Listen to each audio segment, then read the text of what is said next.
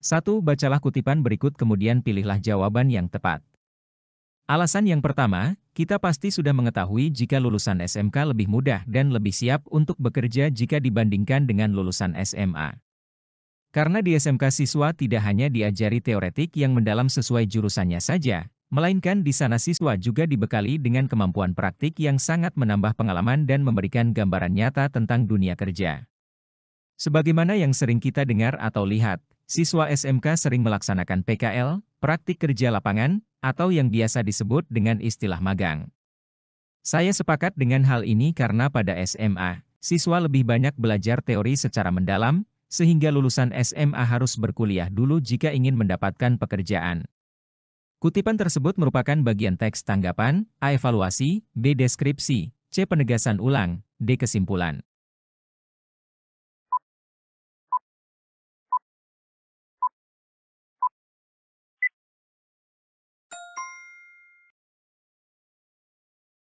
Dalam konteks ini, istilah evaluasi digunakan karena penulis mengevaluasi kelebihan lulusan SMK dibandingkan dengan lulusan SMA. Evaluasi ini didasarkan pada pemaparan alasan-alasan yang mendukung pandangan penulis. 2. Bacalah kutipan berikut kemudian pilihlah jawaban yang tepat. Internet memberikan dampak negatif yang tidak sedikit bagi pelajar. Internet menyediakan situs yang isinya tidak pantas untuk dilihat oleh pelajar terutama pelajar SD dan SMP. Informasi pada kutipan tersebut termasuk A. Sanggahan, B. Kritik, C. Pujian, D. Evaluasi.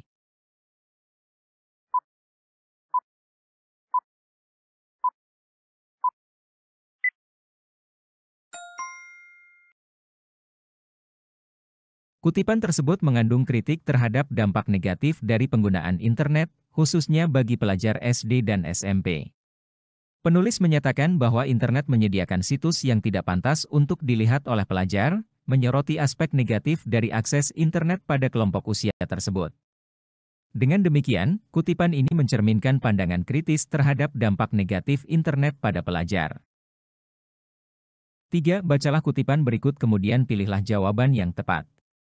Pencemaran lingkungan, pencemaran udara umumnya dihasilkan oleh pembakaran bahan bakar fosil yang tidak sempurna, seperti pembakaran batu bara, kayu, minyak, dan gasolin. Polutan gas yang masuk ke udara berasal dari aktivitas manusia atau terjadi secara alami. Polutan gas ini mengandung karbon dioksida, karbon monoksida, timah, nitrogen oksida, dan sulfur dioksida. Saat ini, jumlah karbon dioksida yang dilepaskan ke udara terus mengalami peningkatan, sehingga terjadilah efek rumah kaca atau kenaikan suhu di bumi. Efek rumah kaca ini menjadi masalah darurat yang dapat mengancam kehidupan manusia di bumi. Peningkatan suhu di bumi menyebabkan salju di daerah kutub mencair, sehingga permukaan air laut meningkat. Hal tersebut menjadi salah satu faktor yang memicu semakin sering terjadinya banjir di bumi. Isi paragraf pertama bacaan tersebut adalah, A. Polutan gas yang masuk ke udara berasal dari aktivitas manusia, B. Bahan bakar fosil yang tidak sempurna, seperti pembakaran batu bara, kayu, minyak, dan gasolin. C. Polutan gas ini mengandung karbon dioksida, karbon monoksida, dan sulfur dioksida. D. Pencemaran udara umumnya dihasilkan oleh pembakaran bahan bakar fosil yang tidak sempurna.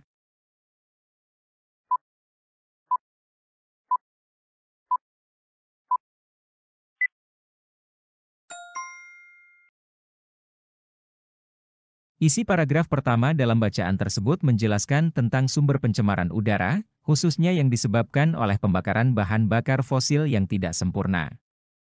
Paragraf tersebut menyebutkan bahwa pencemaran udara umumnya berasal dari pembakaran bahan bakar fosil seperti batu bara, kayu, minyak, dan gasolin. Pada proses pembakaran ini, terjadi emisi polutan gas ke udara, yang mencakup karbon dioksida, karbon monoksida, timah, nitrogen oksida, dan sulfur dioksida. 4. Yang termasuk simpulan adalah, A. Berbeda dengan masyarakat kota yang gelisah akan musibah seperti banjir, timbulnya penyakit demam berdarah, serta kondisi lingkungan lembab yang tidak sehat. Terkadang masyarakat kota selalu menyalahkan pemerintah yang dianggap tidak bisa mengatasi banjir. B. Menyalahkan orang lain atas musibah dan kekacauan memang sudah menjadi budaya dan mengakar, tanpa melihat sebenarnya siapa yang harus bertanggung jawab di balik semua ini. Masyarakat itu sendiri yang tidak mampu mengatur sampah rumahan sehingga kerap kali selokan ganggang rumah tersumbat oleh sampah itu sendiri. C. Masyarakat bisa saja menuntut pemerintah untuk selalu memperbaiki sistem drainase setiap tahunnya. Akan tetapi mereka tidak bisa menuntut diri mereka sendiri untuk memperbaiki cara hidup dan kesadaran akan pentingnya menjaga lingkungan yang seimbang. Sudah saatnya masyarakat tidak hanya menuntut pemerintah, tetapi juga menuntut diri sendiri. D. Menyalahkan orang lain atas musibah dan kekacauan memang sudah menjadi budaya dan mengakar, tanpa melihat sebenarnya siapa yang harus bertanggung jawab di balik semua ini. Terkadang masyarakat kota selalu menyalahkan pemerintah yang dianggap tidak bisa mengatasi banjir.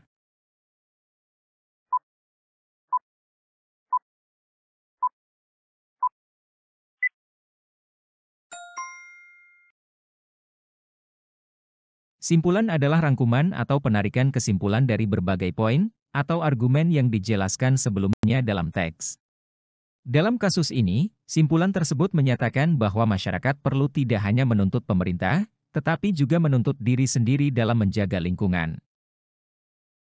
5. Informasi yang berupa kritik adalah, sudah saatnya masyarakat tidak hanya menuntut pemerintah, tetapi juga menuntut diri sendiri. B. Terkadang masyarakat kota selalu menyalahkan pemerintah yang dianggap tidak bisa mengatasi banjir.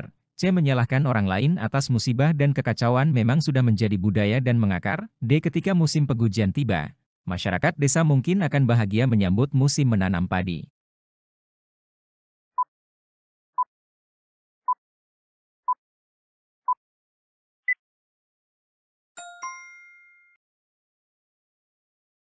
Kalimat berupa kritik terdapat pada kalimat sudah saatnya masyarakat tidak hanya menuntut pemerintah, tetapi juga menuntut diri sendiri. Kalimat tersebut berisi kritik terkait sikap masyarakat yang selalu menuntut pemerintah. Adapun kalimat tersebut dilengkapi dengan saran, yaitu memulai untuk mengkritik diri sendiri selain mengkritik pemerintah. Kutipan teks diskusi berikut untuk soal nomor 6-9. Pada era globalisasi ini, game online semakin marak di kalangan masyarakat. Peminatnya berasal dari berbagai kalangan, mulai dari anak-anak, remaja, dan bahkan hingga dewasa, terutama pelajar. Kini, game online semakin mudah ditemukan dan banyak macamnya. Sebagian besar masyarakat menggemarinya. Apalagi, kini banyak warnet yang menyediakan game online dengan harga yang cukup murah.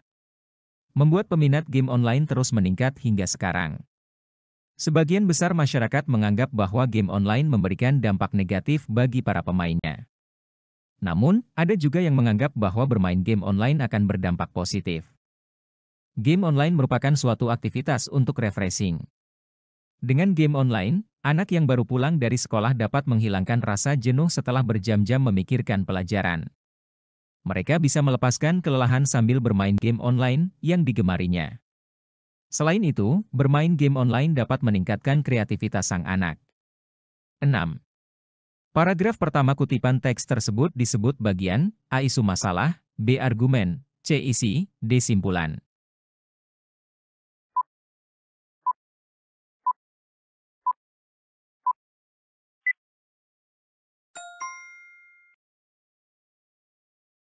Paragraf pertama kutipan teks tersebut disebut bagian isu. Hal ini dapat kita lihat dalam cuplikan. Pada era globalisasi ini, game online semakin marak di kalangan masyarakat, yang menggambarkan fenomena permasalahan sosial di masyarakat. 7. Topik masalah dalam kutipan teks tersebut adalah A. Penggemar game online, B. Maraknya game online, C. Manfaat game online, D. Dampak game online.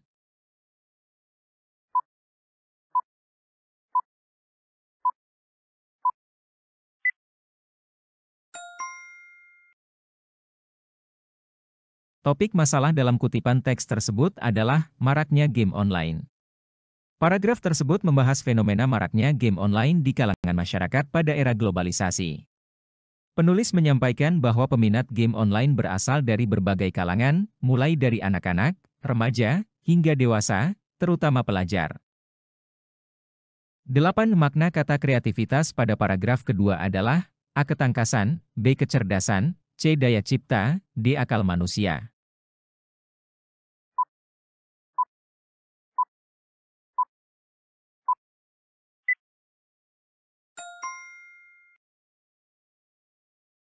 Dalam konteks paragraf tersebut, kata kreativitas merujuk pada kemampuan daya cipta atau kemampuan untuk berkreasi.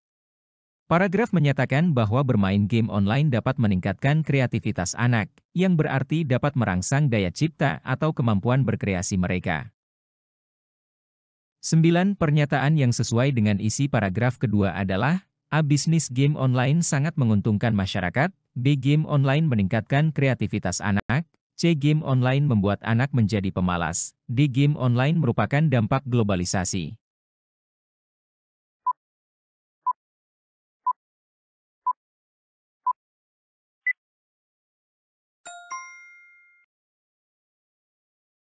Paragraf kedua membahas pandangan yang menganggap bermain game online memiliki dampak positif, seperti sebagai aktivitas refreshing dan meningkatkan kreativitas anak. Oleh karena itu, pernyataan yang sesuai dengan isi paragraf kedua adalah bahwa game online dapat meningkatkan kreativitas anak. Kutipan teks diskusi berikut untuk nomor 10-13. Sebagian besar peminat game online berasal dari kalangan pelajar. Bagi kalangan pelajar, game online memiliki beberapa dampak, salah satunya menyebabkan kecanduan. Jika sudah ketagihan, mereka akan berusaha mendapatkan skor terbanyak dan mencapai level tertinggi. Dampak lain adalah lupa waktu untuk melakukan aktivitas lain, seperti belajar, makan, mandi, dan beribadah. Perkembangan game online memiliki dampak positif dan negatif. Dampak yang dirasakan ini tergantung dari pemainnya. Orang tua disarankan untuk melakukan tindakan yang dapat mencegah dampak negatif dari internet, khususnya game online. Para orang tua harus bekerja sama dengan guru untuk turut memantau perkembangan anaknya ketika di sekolah. 10. Konjungsi yang memiliki makna, pengandaian, pada kutipan tersebut adalah A jika, B dan, C dengan, D ketika rumah setelah pulang sekolah.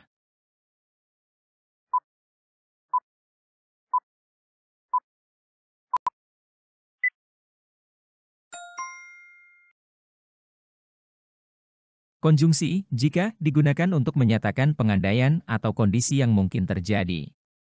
Pada kutipan tersebut, konjungsi, jika, digunakan untuk menyampaikan kondisi kecanduan game online yang mungkin dialami oleh pelajar, di mana jika sudah ketagihan, mereka akan berusaha mendapatkan skor terbanyak dan mencapai level tertinggi. 11. Paragraf pertama kutipan teks tersebut memiliki ide pokok, A. Peminat game online, B. Dampak negatif game online, C. Perkembangan game online, D. Game online sebabkan kecanduan.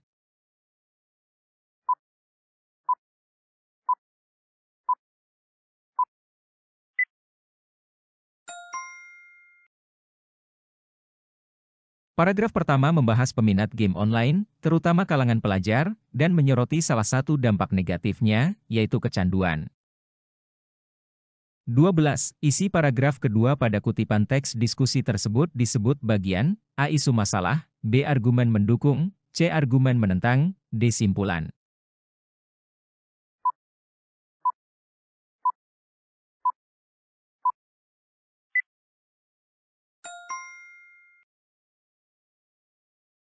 Paragraf kedua memberikan argumen yang mendukung pandangan bahwa dampak perkembangan game online tergantung dari pemainnya. Penulis menyebutkan bahwa dampaknya bisa positif maupun negatif, dan hal ini tergantung dari bagaimana pemainnya menghadapi dan menggunakan game online. 13. Pendapat yang sesuai dengan isi paragraf kedua adalah A. Sebaiknya, orang tua membatasi anak bermain game online, B. Alangkah baiknya, orang tua membatasi jumlah uang saku anak, C. Seharusnya, guru memberikan sanksi bagi anak yang bermain game online, D. Sebaiknya, orang tua melarang anak keluar rumah setelah pulang sekolah.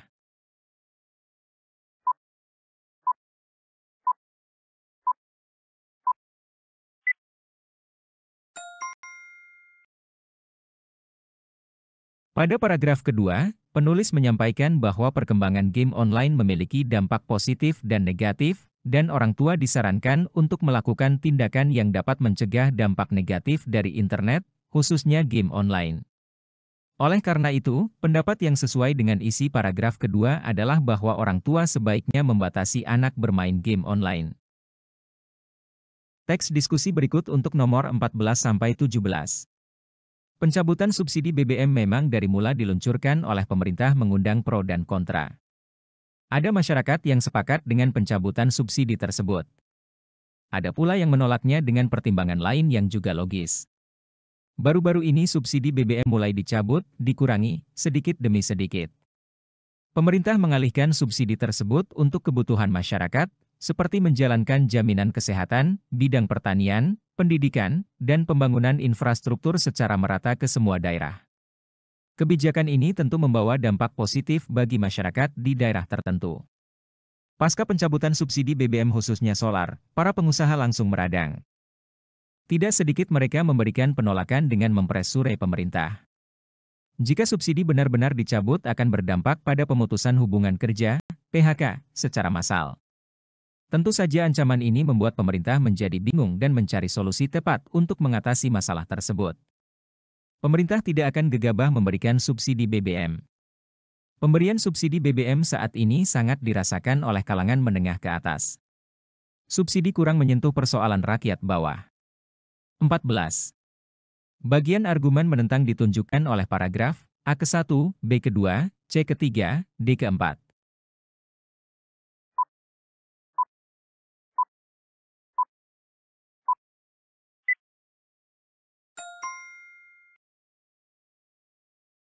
Paragraf ketiga menyajikan argumen menentang atau penolakan dari para pengusaha terhadap pencabutan subsidi BBM, khususnya subsidi untuk solar.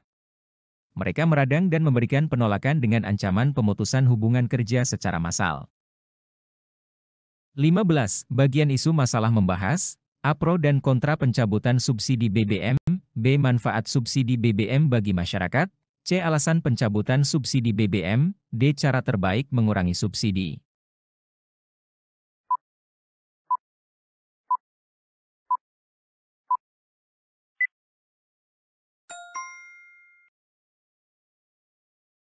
Bagian isu masalah membahas perbedaan pendapat atau pandangan dari masyarakat terkait dengan pencabutan subsidi BBM. Dalam hal ini, terdapat pro dan kontra terhadap kebijakan tersebut. 16. Ide pokok paragraf ketiga adalah A. Peningkatan kebutuhan BBM, B. Penolakan pencabutan subsidi BBM, C. Kebijakan pengurangan BBM, D. Kenaikan harga BBM setiap tahun.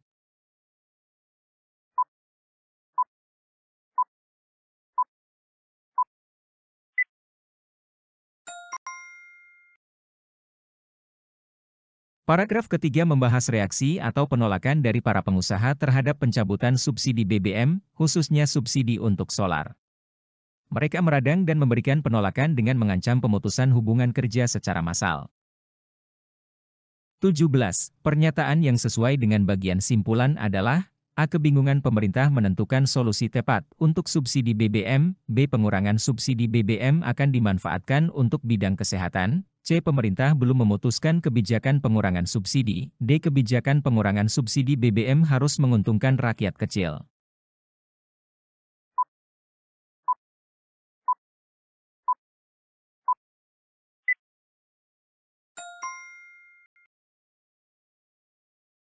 Bagian simpulan umumnya menyajikan ringkasan atau kesimpulan dari poin-poin yang telah dibahas sebelumnya.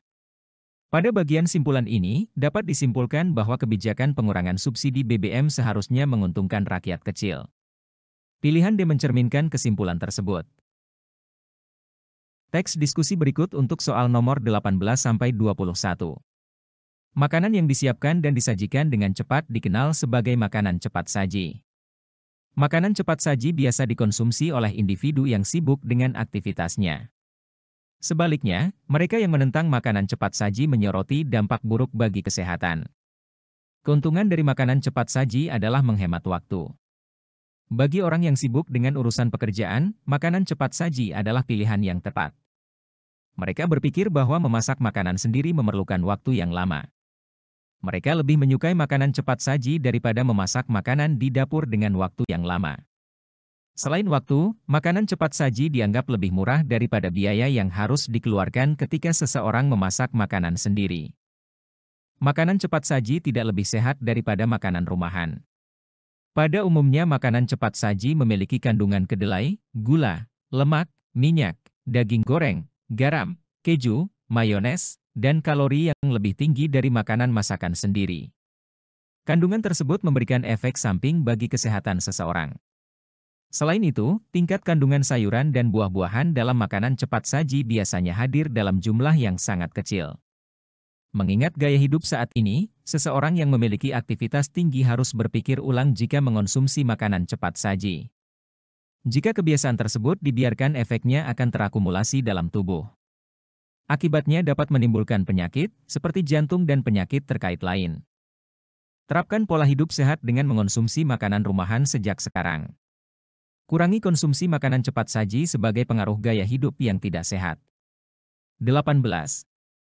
Bagian argumen menentang ditunjukkan oleh paragraf A ke-1, B ke-2, C ke-3, D ke-4.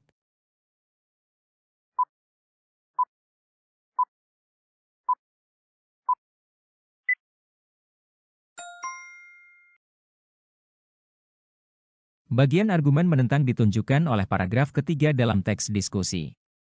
Pada paragraf tersebut, dijelaskan bahwa makanan cepat saji tidak lebih sehat daripada makanan rumahan. Terdapat penyorotan terhadap kandungan yang umumnya ada dalam makanan cepat saji, seperti kedelai, gula, lemak, minyak, daging goreng, garam, keju, mayones, dan kalori yang lebih tinggi daripada makanan yang dimasak sendiri. Kandungan tersebut disebutkan dapat memberikan efek samping bagi kesehatan. Oleh karena itu, paragraf ini mencerminkan sudut pandang yang menentang keberlanjutan konsumsi makanan cepat saji. 19. Ide pokok paragraf kedua adalah A. Dampak konsumsi makanan cepat saji, B. Kandungan gizi makanan cepat saji, C. Kenaikan harga makanan cepat saji, D. Keuntungan makanan cepat saji.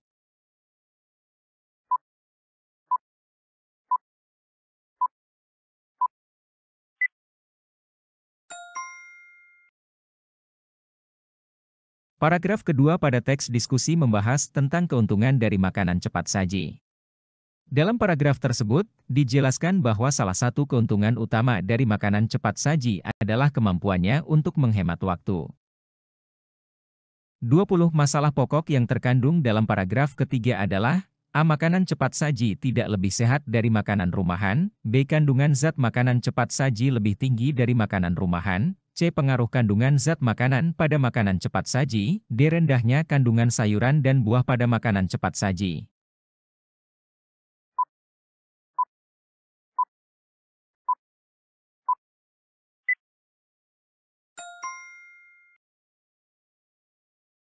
Masalah pokok yang terkandung dalam paragraf ketiga adalah rendahnya kandungan sayuran dan buah pada makanan cepat saji. Paragraf tersebut membahas bahwa makanan cepat saji cenderung memiliki tingkat kandungan sayuran dan buah-buahan yang sangat kecil, yang kemudian dapat memberikan efek samping bagi kesehatan. 21. Pesan yang terdapat dalam teks diskusi tersebut adalah A. Pilihlah makanan cepat saji yang mengandung banyak zat gizi, B. Luangkan waktu untuk membuat makanan sendiri di rumah, C. Kurangi aktivitas di luar rumah agar dapat memasak sendiri, D. Jagalah kesehatan tubuh dengan mengonsumsi makanan sehat.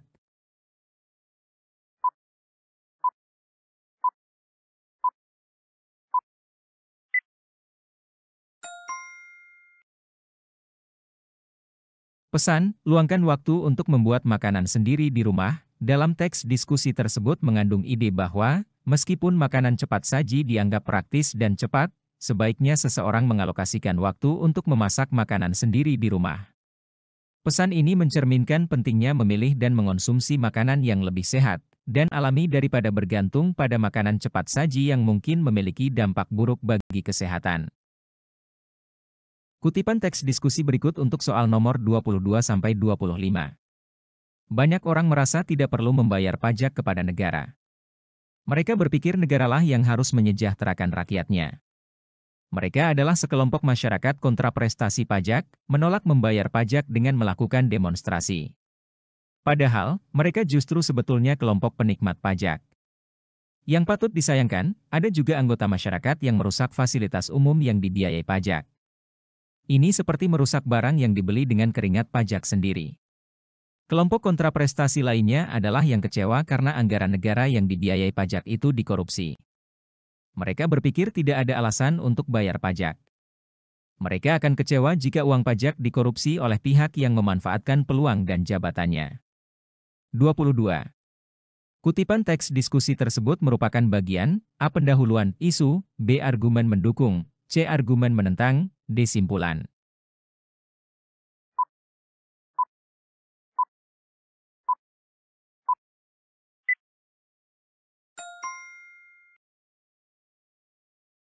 Kutipan teks diskusi tersebut merupakan bagian argumen kontra, menentang. Kutipan tersebut berisikan argumen kontra yang menentang sikap kelompok masyarakat yang tidak patuh dalam membayar pajak. Hal ini dibuktikan dengan kutipan, mereka adalah sekelompok masyarakat kontra prestasi pajak, menolak membayar pajak dengan melakukan demonstrasi padahal mereka justru sebetulnya kelompok penikmat pajak. 23. Makna kata kontraprestasi dalam kutipan teks diskusi tersebut adalah A. Anggota masyarakat yang membayar pajak kepada negara secara tepat waktu, B. Anggota masyarakat yang tidak mau membayar pajak tetapi menikmati uang pajak, C. Kelompok masyarakat yang suka merusak barang atau fasilitas di tempat umum, D. Kelompok masyarakat yang menolak membayar pajak dengan melakukan demonstrasi.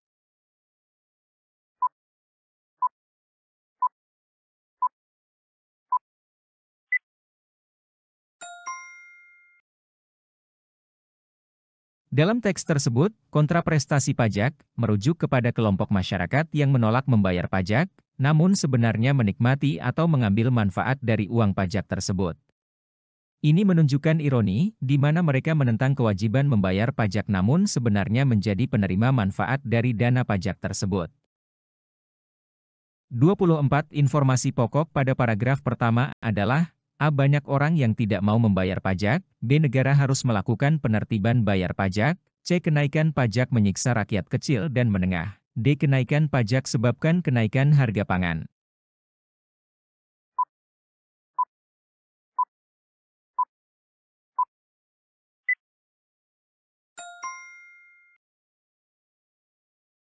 Paragraf pertama pada kutipan teks diskusi membahas fenomena di mana banyak orang merasa tidak perlu membayar pajak kepada negara. Mereka memiliki pandangan bahwa negara seharusnya yang menyejahterakan rakyatnya dan oleh karena itu menolak untuk membayar pajak. Kelompok ini disebut sebagai kelompok kontraprestasi pajak, yang bahkan melakukan demonstrasi sebagai tanda penolakan terhadap kewajiban membayar pajak. 25. Simpulan dari kutipan teks diskusi tersebut adalah A. Jumlah wajib pajak semakin bertambah, tetapi tidak semua mau membayar pajak, B. Banyak orang tidak mau membayar pajak karena berpikir uang pajak akan dikorupsi, C. Sebagian masyarakat tidak membayar pajak karena pajak yang harus dibayar sangat tinggi, D. Penurunan pemasukan dari pajak tidak menghambat pembangunan fasilitas umum di beberapa daerah.